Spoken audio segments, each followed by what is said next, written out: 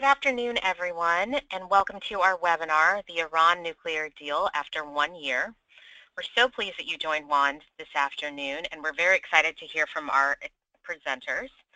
My name is Udzi Vokiwa. I'm a Senior Program Associate at WAND, and I'll be running the technology today.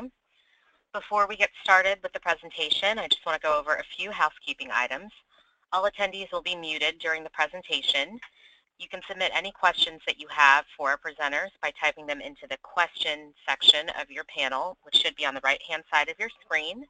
I'll ask these questions aloud to our presenters after they finish. Also, this webinar will be recorded and available to view on the WAND YouTube page, and you'll be emailed that link tomorrow afternoon. Now I will turn it over to Erica Fine, WAND's Nuclear Weapons Policy Director. Erica? Well, good afternoon, everyone, and thank you so much for joining us today. I'm thrilled that we have so many different people from around the country joining us, and it's a real pleasure to be hosting Barbara Slavin and Kate Gould. On the screen, you can see a picture of me. I am WAND's Nuclear Weapons Policy Director. I am very excited to be hearing from our panelists today who bring a wealth of expertise on the Middle East and the various aspects of the Iran nuclear agreement. It's been almost 1 year since July 14, 2015, the date the historic nuclear agreement was signed by Iran and 6 world powers, which included the United States, United Kingdom, France, China, Russia, and Germany. It has also been about 10 months since the agreement sustained a legislative challenge in Congress, and about 6 months since the clock started on the implementation. Anniversaries provide moments to reflect, and this one is no different. The deal could turn out to be seminal in so many respects, from being a non-proliferation standard bearer to changing policies in the Middle East and to changing the way U.S. foreign policy is made. We at WAND are so pleased to be able to dig in and allow for a virtual briefing and question and answer with 2 of the foremost experts on this issue. Some of the major themes and topics that we'll cover in this hour, both in the presentations and in the question and answer, include reviewing the agreement's main requirements for both Iran and the 6 world powers, what has been accomplished to date, obstacles to implementation, Congress's past, current, and future role in the deal, and broader implications. How could the agreement affect the region and the U.S.-Iran relationship? We will begin with Barbara Slavin, Acting Director of the Future of Iran Initiative at the Atlantic Council. In addition to her role at the Atlantic Council, Barbara is a Washington correspondent for almonitor.com, a website devoted to news from and about the Middle East. She's the author of Bitter Friends, Bosom Enemies, Iran, the U.S., and the Twisted Path to Confrontation. And she is a regular commentator on U.S. foreign policy and Iran on NPR at C-SPAN. She's a career journalist, previously serving as Assistant Managing Editor for World and National Security of the Washington Times, Senior Diplomatic Reporter for USA Today, Cairo Correspondent for The Economist, and as an editor at the New York Times Week in Review. She's covered such key foreign policy issues as the U.S.-led war on terrorism, policy toward rogue states, the Iran-Iraq war, and the Arab-Israeli conflict. And very importantly, she has traveled to Iran 9 times. Slavin has also served as a public policy scholar at the Woodrow Wilson International Center for Scholars, where she wrote Bitter Friends, and as a senior fellow at the U.S. Institute of Peace, where she researched and wrote the report Mullahs, Money and Militias, How Iran Exerts Its Influence in the Middle East. And next, we will hear from Kate Gould, Legislative Representative at for Middle East Policy at the Friends Committee on National Legislation. In her role there, Kate directs FCNL's lobbying on Middle East policy and is one of a handful of registered lobbyists in Washington, D.C., working to support diplomatic solutions to disputes between the U.S. and Iran and conflicts in Syria, Iraq, and Israel-Palestine. Kate's analysis on the Middle East has been published in a number of publications, including the New York Times, Washington Post, USA Today, and others. And she has also appeared as an on-air analyst for various TV and radio programs. She's a political partner at the Truman National Security Project, as am I, and she represents FCNL as a board member of Churches for Middle East Peace. Kate also taught at a Palestinian school for teachers for a Mideast while coordinating a joint Israeli-Palestinian radio program at a think tank in Jerusalem. And finally, of course, we'll have question and answer from the audience. And so with that, I'm going to turn it over to Barbara for her remarks. Thank you so much, Erica. Thank you, Wand. It's a pleasure to share a virtual podium with all of you, and especially with my good friend, Kate. I think that the good news that we have a year in is that there really hasn't been much news about Iran's nuclear program. We've now had 2 reports from the International Atomic Energy Agency since implementation day, which was January 16th, when the agreement came into full effect. And the IAEA has found no evidence that Iran has failed to comply with its obligations to restrict its nuclear activities. These are restrictions that make it practically impossible for Iran to build a nuclear weapon. Iran, for example, can have no more than 300 kilograms of low-enriched uranium. And that's a quarter of what would be required if it was further enriched to make a single nuclear weapon.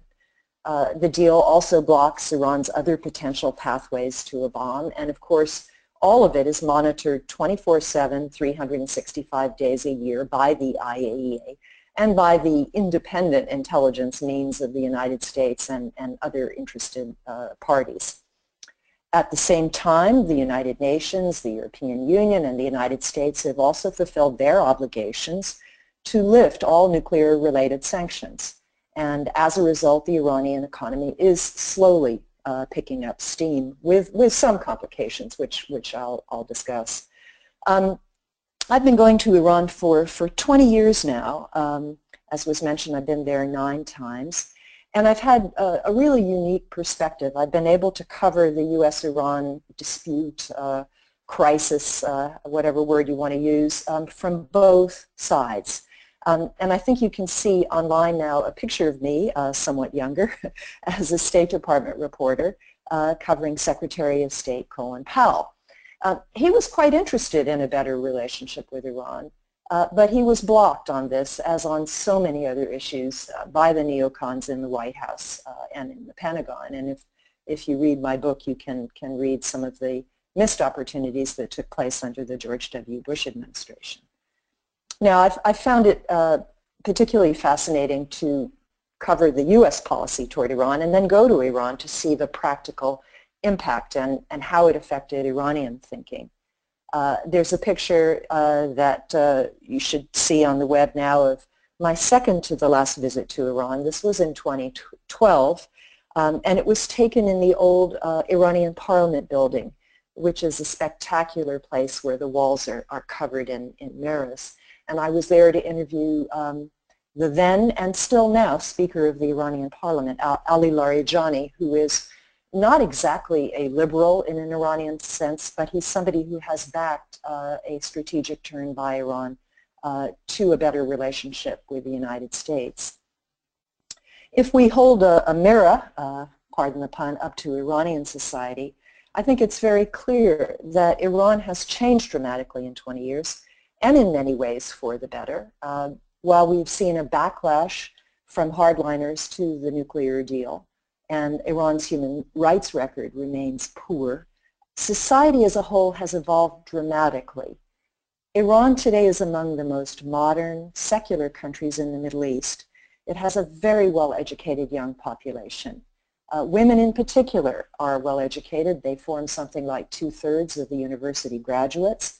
And they can be doctors and lawyers and professors, and of course, unlike the situation in Saudi Arabia, they can drive.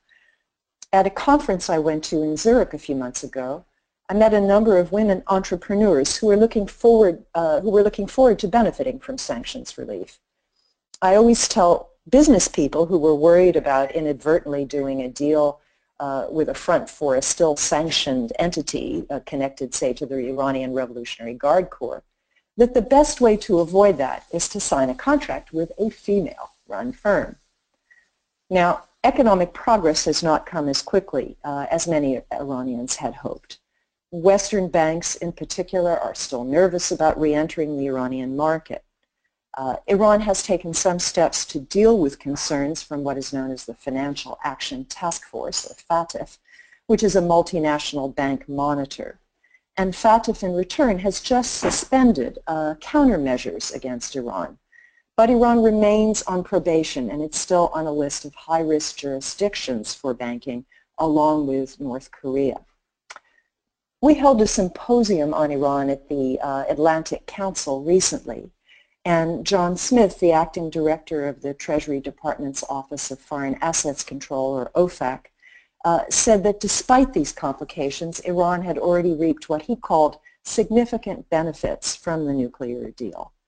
He cited Iranian statistics showing that the country had received $3.4 billion in foreign investment since January and had boosted oil production to 3.5 million barrels a day and exports to 2.3 million barrels, which is more than twice the figure under sanctions. Now, Iran has also, as John Smith noted, reached deals to buy 230 new civilian aircraft, including $17 billion worth of planes from Boeing, which will be a very, very important deal if it goes through, both psychologically, I think, for Iranians and also in terms of airline safety for Iran. As Smith noted, Iran's banking system has also been reconnected to the SWIFT system of electronic transactions, and Iran has opened 350 new correspondent banking accounts abroad.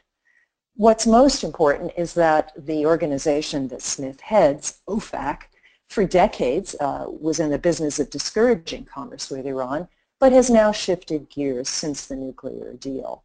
U.S. officials have gone to more than 24 countries to explain what sanctions have been relieved, and OFAC has published nearly 100 pages of guidance on its website, again, giving practical advice on what can and cannot be done with Iran. Primary U.S. sanctions remain on Iran because of the fact that Iran is still on the State Department's list of so-called sponsors of terrorism. It's also sanctioned because of its human rights record.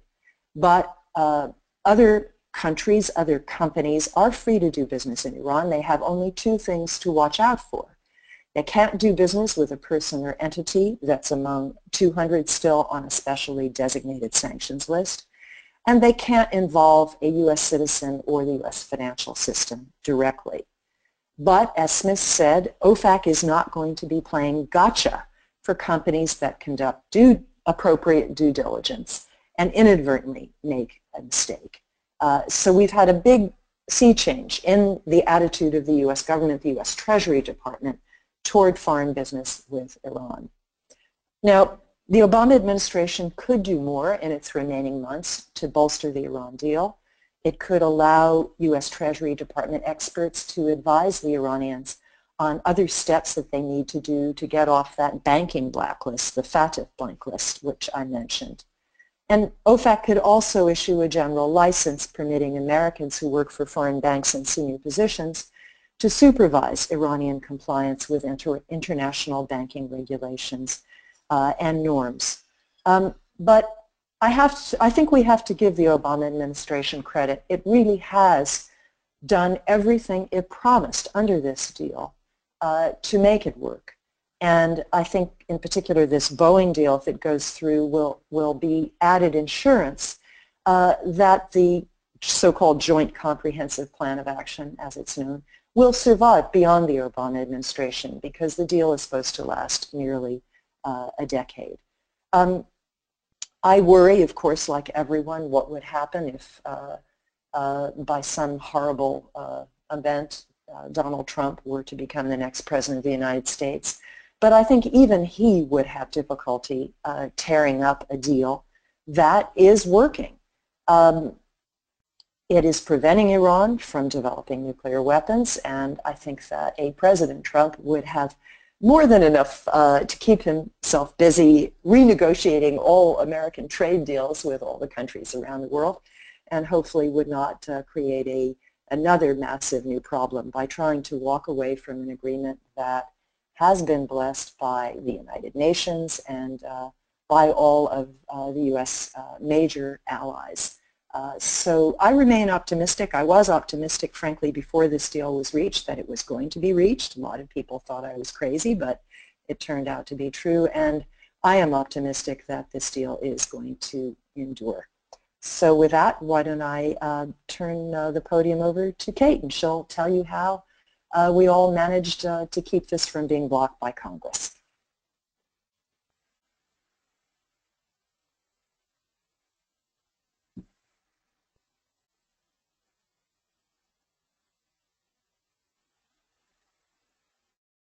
Thank you, Barbara, for that very valuable analysis. And for those of you who are not as familiar with Barbara's work, Barbara is really one of the world's foremost experts on U.S.-Iran relations, and it has been an honor to join this webinar with her. I read her definitive book on this topic, on Bitter Friends, Bosom Enemies, years ago, and was one of the reasons that I became so deeply enthralled with U.S.-Iranian relations then.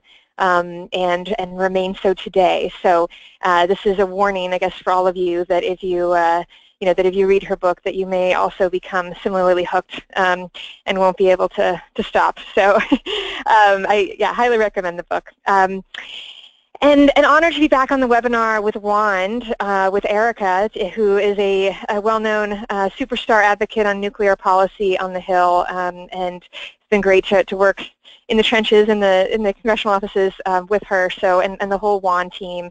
And I've just been blown away by the success that WAND has had to advance peace and security issues and play such a unique role in bringing the voice of women state legislators to weigh in on these matters of war and peace. So it's great to be joined by all of you, people across the country. So know that many of you on this call were among the millions of people who helped get us where we are today, approaching the one-year anniversary of the most historic diplomatic achievement of a generation.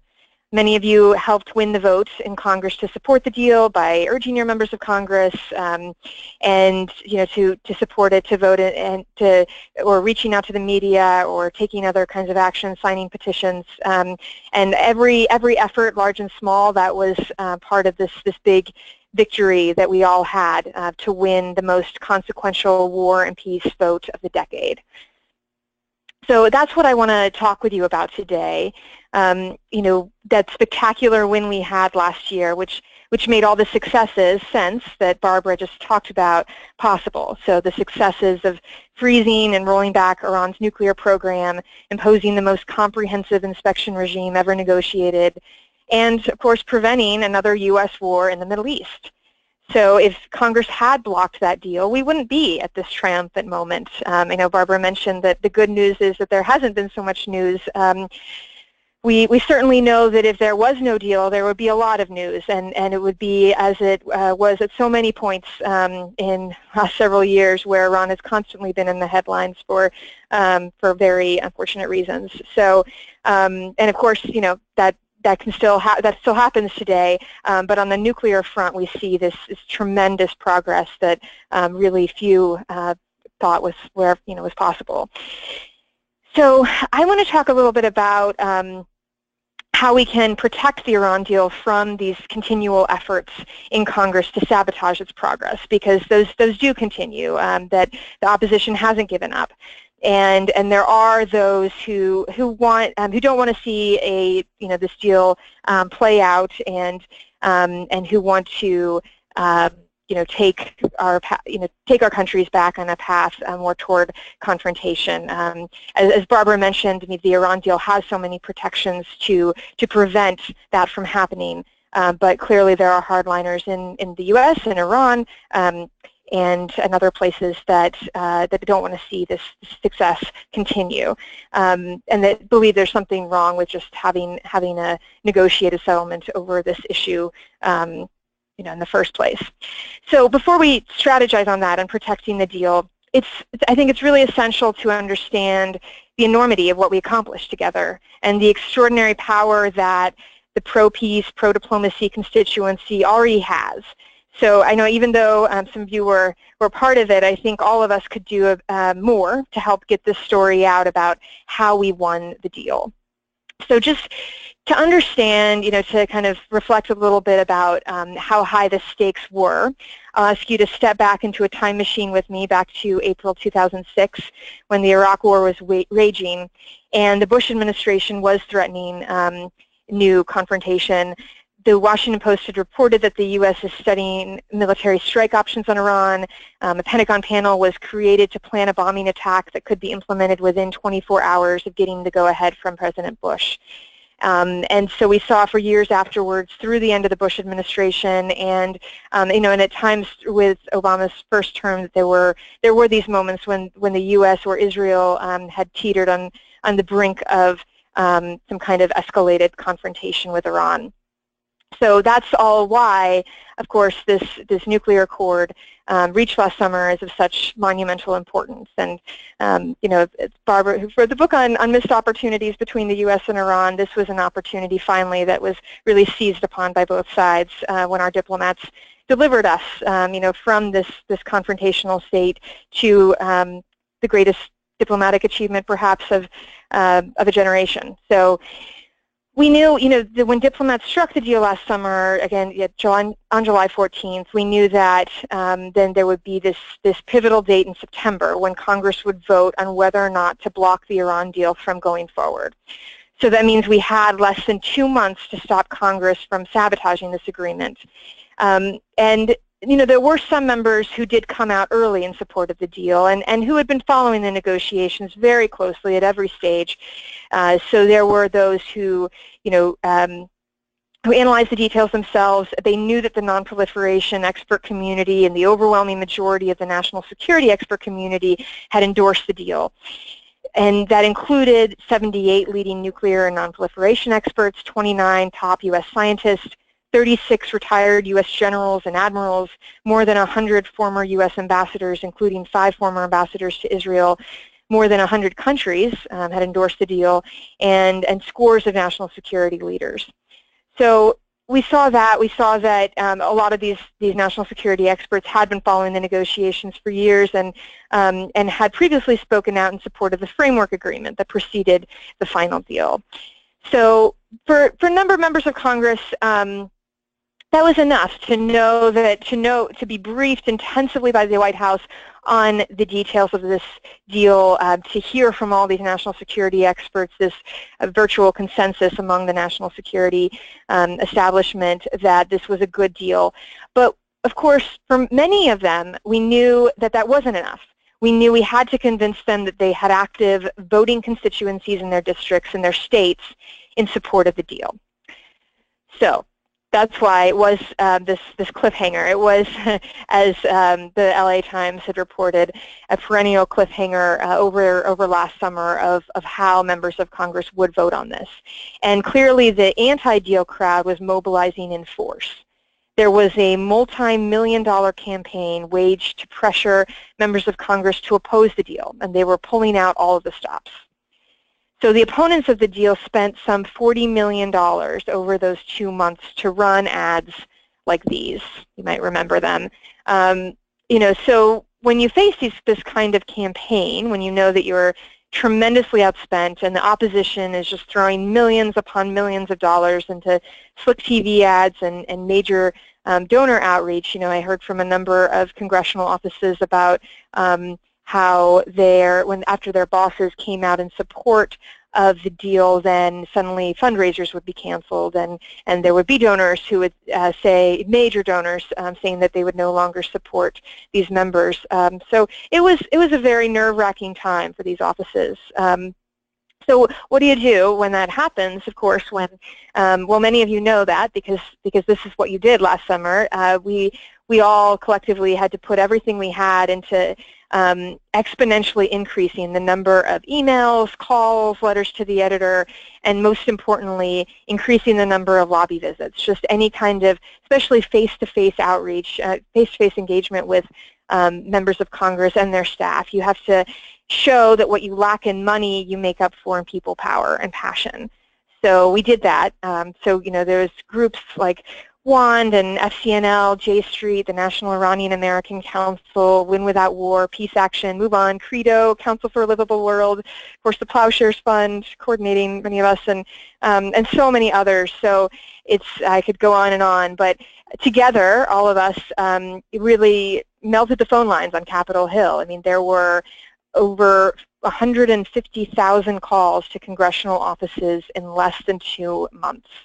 And I remember hearing many of those walking into these offices, and just when I would be waiting for staffers, or waiting to talk to a member, and then just hearing the receptionist pick up the phone again and again and respond to those constituents calling to say, please support the deal. So it was definitely a great background music to go into these offices with.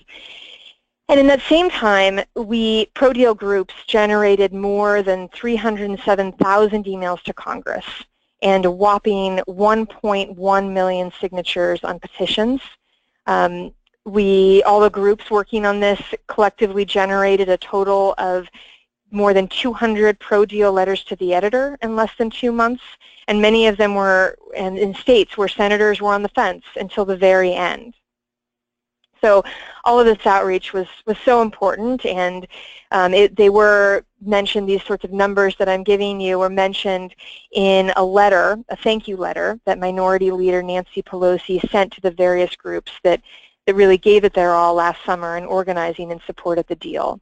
So when you wonder about whether your calls to Congress, your emails, your letters to the editor make a difference, they certainly do, and particularly when it's part of a very well coordinated and organized campaign with so many others. So it's a real testament to the power of people, of pro-peace citizenry that was very much outspent on the other side. But in the end, we won.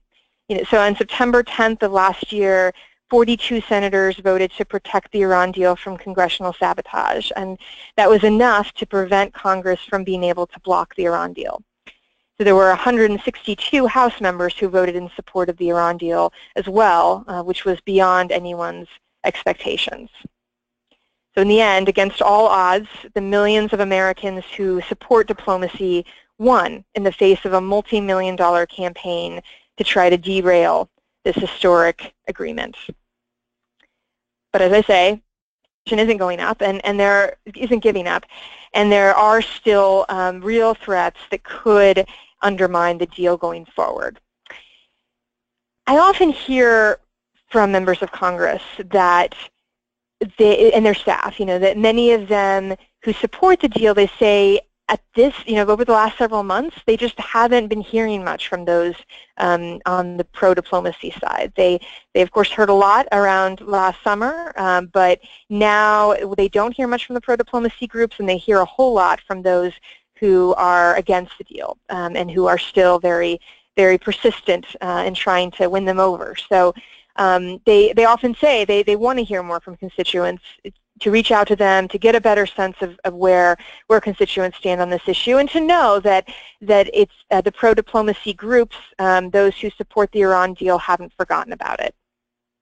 So this is a good time to think about this and to really escalate the kinds of congressional advocacy that we're all doing, because over the coming weeks, Congress may vote, and if it's not in the coming weeks, then it'll certainly be by the end of this year, that Congress will vote on what is likely the most important, and perhaps the only important, foreign policy vote of the year.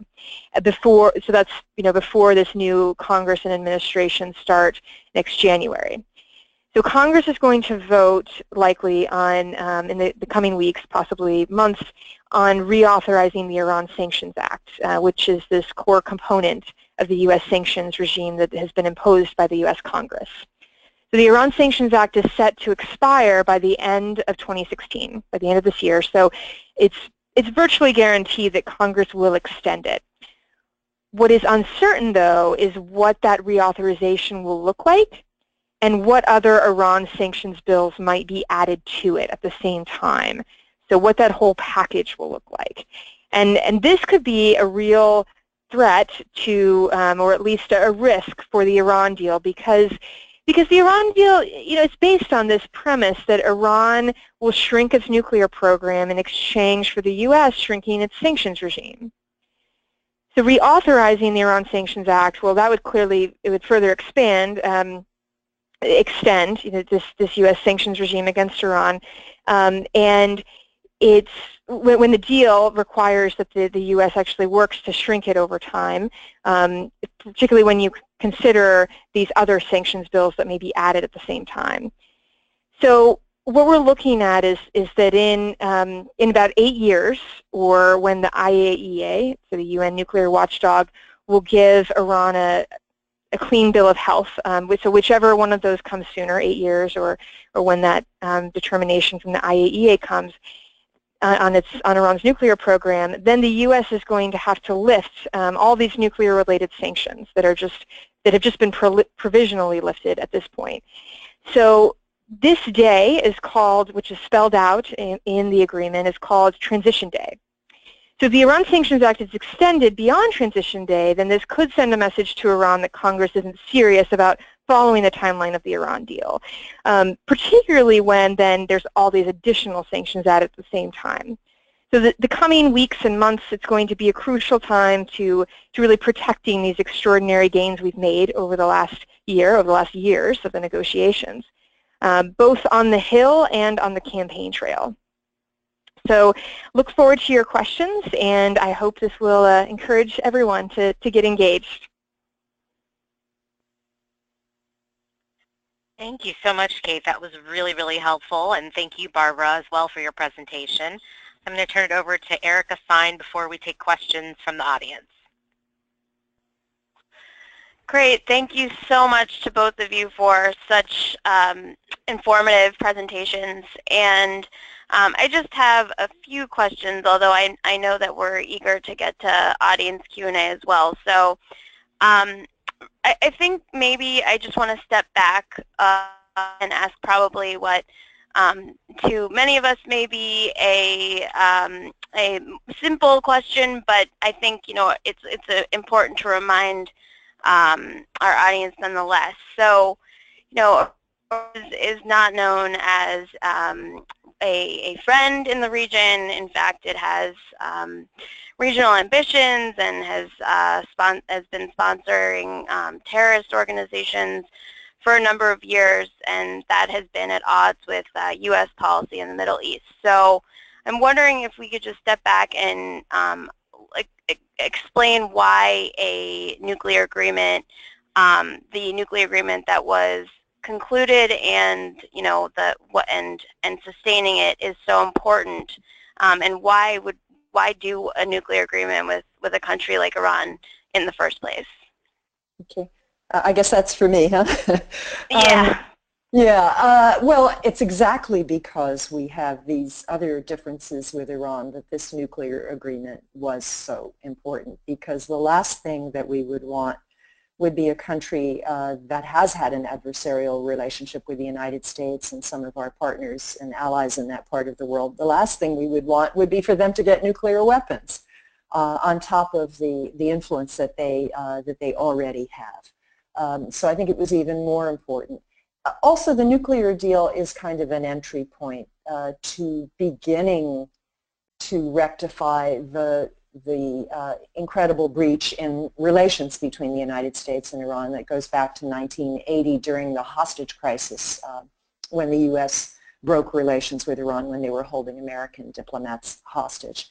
What we saw over the past couple of years, really since President Rouhani came to power in 2013, was this amazing sight of senior level and mid-level American diplomats and officials negotiating with each other directly, something that had been largely forbidden, that would have been considered almost traitorous by the Iranian government not that long ago, and that was prevented largely by the Bush administration because it set preconditions for direct talks between the United States and Iran in most cases.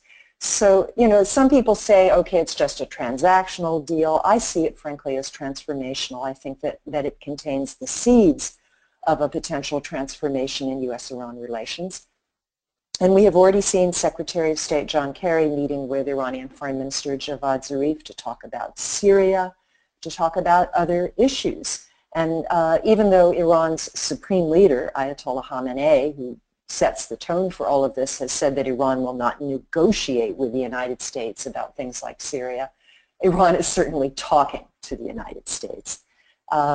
Iran has also released some American prisoners, including some dual nationals. Unfortunately, it still holds others. But there is now a channel. When a bunch of U.S. sailors wandered into Iranian waters just about the time this whole nuclear deal was coming together, Secretary of State John Kerry was able to pick up a telephone, his cell phone, called Javad Zarif on his cell phone, and get these guys released within 24 hours, something that would not have happened just a few years ago. So it was key. I mean, you negotiate with your enemies, not with your friends. And it was key that the U.S. and Iran were able to find an area where it was crucial, frankly, for the region, which is already so unstable. And it was also an area in which the United States could get international buy-in, where it could lead not from behind, but in concert with the major powers of the world.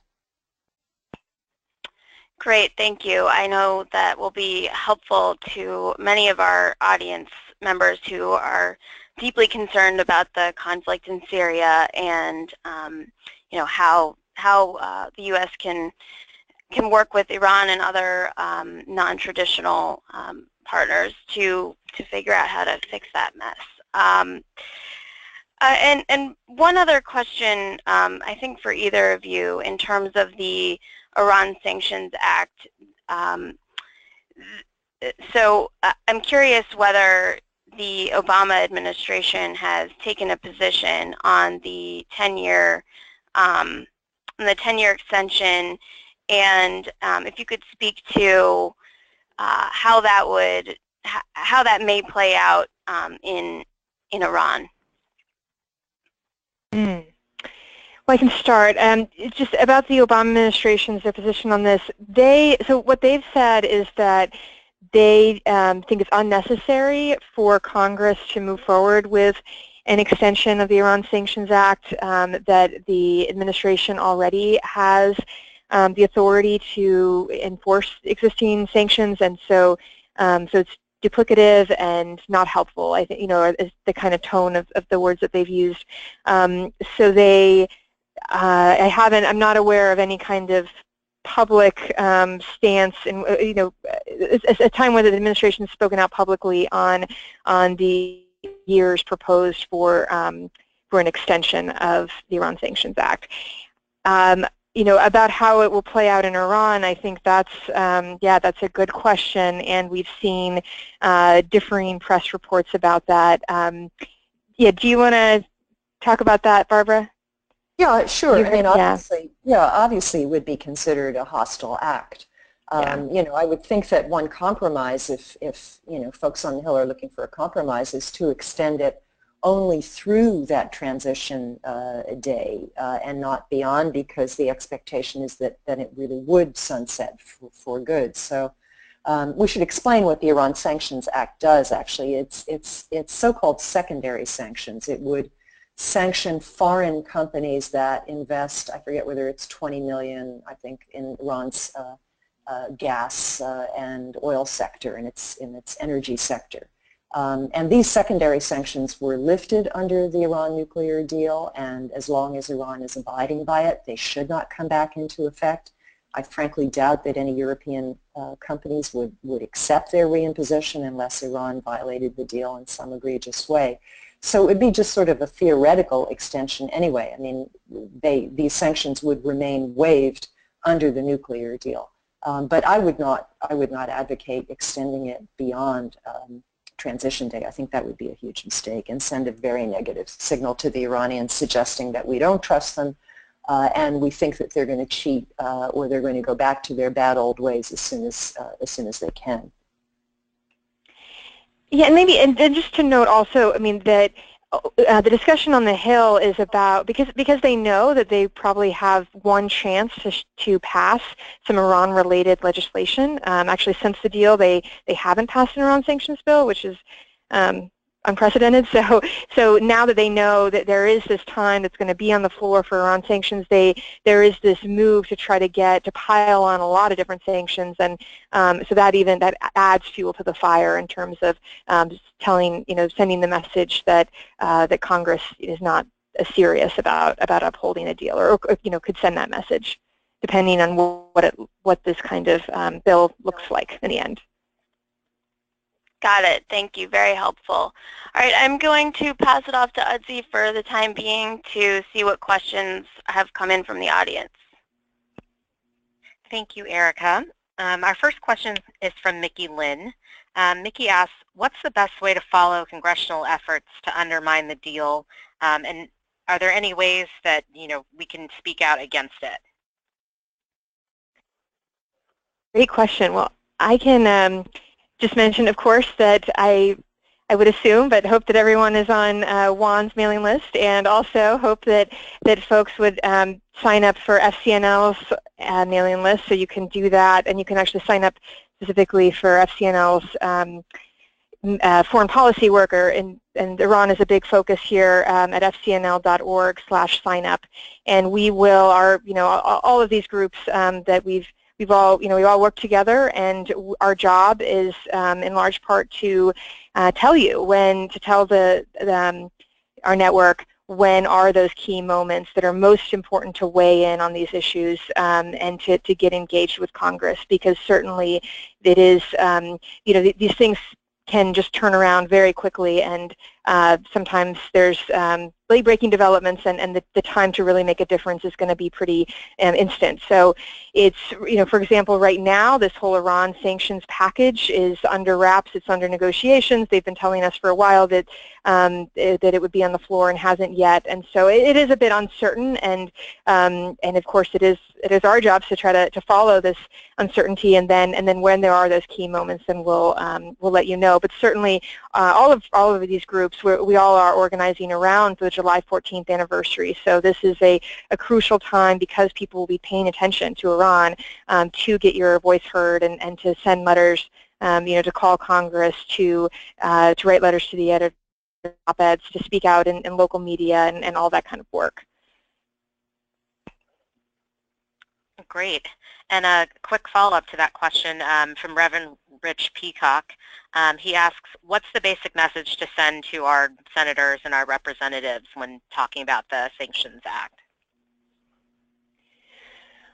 Well, I think I can start. The basic message to right now is simply to urge members of Congress, to urge representatives and senators to speak out in support of the Iran deal around July 14th, around the one-year anniversary, so or on the anniversary. So to issue a press release, to speak out on the floor, all of these things help build that kind of pro-diplomacy drumbeat that really drive a lot of the policy and the media discourse in D.C. So that is really, I think, the single most important message right now, because there's not on the bill there. It's because it's still being worked out, and we don't know about all the details, but we do know that we want the most important detail is that there is support for the deal, and that is well known and demonstrated. So that's the number one message, I would say, but also on the bill, that it is Congress's job to ensure the successful implementation of the Iran deal going forward, and to prevent any efforts to undermine it. So I think that's, as Barbara mentioned, I mean, this certainly these kinds of actions by Congress by some in Congress who basically want to try to take these sanctions that were imposed for nuclear reasons, and then say, oh well, this is actually for terrorism and human rights, and we're going to rename it, rebrand it, but just have the same kinds of U.S. sanctions regime for ever will send the wrong message. That what the message that Congress needs to send to Iran is that we're serious about seeing real behavior change in the nuclear issue, and when that change is met as accordance to the deal, then sanctions will be lifted in accordance to the deal. So I think that's an overall message. And then when we get more specifics, we'll let people know about what specific provisions they should call out to their members of Congress. Great, thank you. Our next question is from Jacob Chappell, related question. He asks, what are some talking points when speaking with members who are initially against the agreement as we urge them to support it now?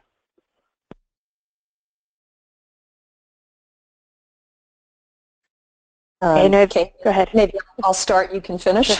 Sure. I mean, I think you have excellent talking points, but I like what Joe Cirincione always says about the deal. He said that it shrink wraps Iran's nuclear program. It shrinks it so that there's no way that Iran has the material to make a bomb, and it wraps it with comprehensive monitoring by the International Atomic Energy Agency. I might add that one thing people could also do is urge Congress to support more funding for the IAEA, because they've taken upon themselves an absolutely enormous burden in monitoring this deal, and this really will be existential for the IAEA. I think it's tremendously important that they do this. I was at an event last week at the Council on Foreign Relations with Senator Chris Coons of Delaware, who pointed this out. He was very concerned that the discussion of the Iran deal had sort of faded from view. I mean, admittedly, we have many other crises. We have Brexit, we have Orlando. Apparently now there's been a horrible bombing at the Istanbul airport while we're doing this, and so Congress tends to get distracted, but it's really important that there be adequate funding for the IAEA, and that the U.S. labs that support the deal with training and other kinds of expertise really remain involved in monitoring the deal. So it shrink wraps the Iranian nuclear program. It resolves for at least a decade, if not longer, something that could lead to another war in the Middle East. Which is the last thing we need at a time when we have all these other challenges, both national security challenges and economic challenges. I think those are the two best talking points, and maybe Kate, you can add some more. Yeah, well, I think those are great, and then I would also mention that look at what the alternative is, that clearly we are better off with the Iran deal than without it, and that if you undermine the Iran deal, if you don't have the Iran deal anymore, then all those extra inspections from the IAEA, then all those extra restrictions on Iran's nuclear program, they go away. Then we have an unconstrained Iranian nuclear program. So when you at the alternative, it is clear that this is an incredible agreement, and that has made us better off for it. I think it's interesting to note that even some members of Congress who opposed the Iran deal that voted against it, they do say that they're committed to its implementation going forward. So I would really, if you're a member of Congress is someone like Senator Cardin or Eliot Engel or these members who voted against the Iran deal, but they say they support they do want to see it working. Since we have the deal, they want to see it working going forward, then it's really important to hold them accountable for that and press them to ensure that any legislation going forward does not do anything to undermine the Iran deal. Thank you both. That's really helpful. Just switching gears a little bit here. Our next question is from Daniel Gleck. Daniel asks, can one of you explain economic engagement with Iran since the deal a year ago and the process of tracking that engagement, and specifically which American companies are investing in Iran and if that information is publicly accessible? Mm-hmm. Yeah, as I mentioned, there are still extensive U.S. sanctions on Iran. because of its support for groups that are on the State Department's terrorism list, like Hezbollah and Hamas, because it has tested ballistic missiles, and because of its human rights record. As a result, there are only certain companies that are allowed to deal with Iran directly, and those are ones that provide food and medicine and medical devices. Companies that provide computers and cell phones, like Apple, actually are able to get involved with Iran. And there's also a carve-out, a special carve-out in the deal for companies like Boeing that make civilian airliners. This has been something that Iran sorely needs these planes, because their own planes have been falling out of the sky. They're so antiquated, many of them. So these are the companies that can deal with Iran. Beyond that, it's really going to be the subsidiaries of American companies based in Europe or Asia. They can deal with Iran, provided that no American citizens are involved in the transactions. The other restriction is that the transactions don't touch the U.S. financial system, don't touch the dollar. And this has been a complication. The Treasury Department is trying to find some creative ways to make sure that this isn't an impediment. The Boeing deal, for example, will actually, an American bank will actually be allowed to handle the deal. That was pretty much what John Smith of OFAC indicated. So there may be specific licenses in specific cases to facilitate some of these deals. But otherwise, it's going to have to be European banks dealing in euros, or it'll have to be Japanese banks dealing in yen, or Chinese banks dealing in yuan that will facilitate these transactions. So it's limited, but it's better than it was. I mean, you can now buy Iranian rugs again, Persian rugs. You can buy caviar and pistachios. You can more easily go to Iran as a tourist. Some of these things will be easier than before, but the big beneficiaries of these will be European companies, Asian companies. Great, thank you. The next question is for Kate. State Senator Audrey Gibson from Florida asks, Kate, if you could just go over the timeline that you presented, and also if you could let us know where that's available. Sure. Thank you, Senator Gibson. Yeah, so, well, I guess there's two timelines here. So one, the timeline of when this bill would actually come up, when Iran sanctions would be voted on, is very unclear. We just know, we know that what we're hearing from members is that it's likely to come up in the next few weeks. So it could even be around the time of the one-year anniversary, because then Congress, both the House and the Senate, will go on a 7-week recess after July 15th. So there's always a rush to try to get everything done at the end. So there may be, it would likely come up at first in the Senate Foreign Relations Committee, and then the test is that whether there would be an agreement between Corker and Cardin on a sanctions bill to go forward to reauthorize the Iran Sanctions Act. Unclear what exactly the timeline will be. Unfortunately, it looks like it'll likely be 10 years, and then and what other kinds of sanctions bills would be added to it. So, and then it could be on the floor in July, or it could be not on the floor not till they come back after, so in September.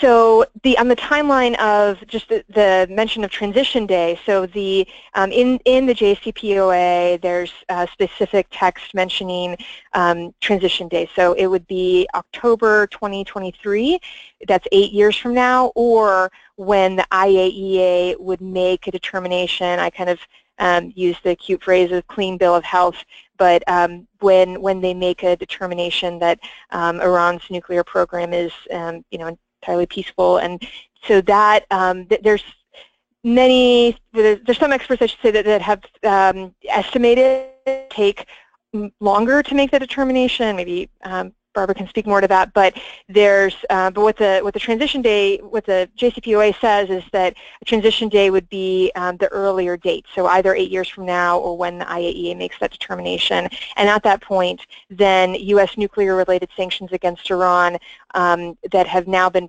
provisionally lifted would have to be lifted permanently. So that would take actually legislative action. So let's all imagine this for a moment of 8 years from now, Congress actually voting, not just we have to, on defeating Iran sanctions bills, but actually voting to lift sanctions on Iran. And that means we're going to have majorities in the House and the Senate.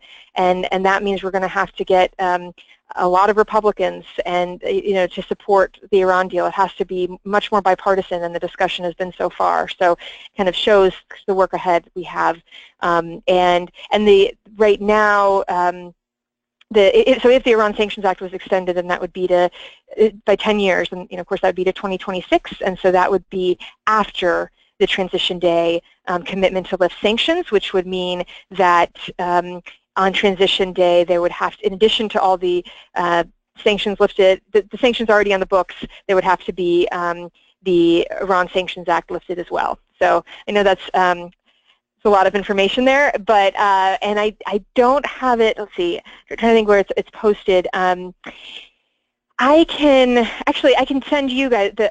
I'll send Edzi and Erica a link so that you can have that information. So we can post it on when this is posted on YouTube. Then we can. I'll send a link where that can all be posted too. Great, thank you. So I think we only have time for one more question. So I know a few of you have questions that we weren't able to get to, but we'll be sure to follow up.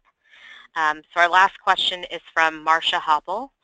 Marcia asks, how do people in Iran in general feel about the deal? Well, they are glad that it occurred. They support the deal, but there is some disappointment that the economic progress hasn't been as significant and as quick as many had hoped. And this is partly the fault, frankly, of the Iranian government, which kind of oversold it a little bit, I think, in an effort to get popular support for the deal. But one thing I'm very pleased about, I mentioned that we had this big event at the Atlantic Council, which we did in conjunction with a group called the Iran Project back on June 16. And John Smith, the OFAC head, his comments were translated into Farsi. They were also published in English just today in an English language paper in Iran, the Tehran Times, and then they were also published in Farsi in an Iranian Farsi paper. So I think people can now see, what was done, and they are beginning to feel it. It's slow, but inflation has gone down in Iran. Unemployment is still high, unfortunately, but they are beginning to see some of these deals actually be consummated. And of course, Iranian oil revenues they've been able to sell a lot more oil. Of course, the price of oil has been low, so that hasn't translated into quite as much money as they would like. I think the main thing for Iran will be to get through the U.S. presidential elections, to have confidence that the United States is going to abide by this, and then they have their own presidential election. From now, President Rouhani will be running for re-election. But by and large, I think it's fair to say that Iranians are much happier that this deal existed than that it doesn't.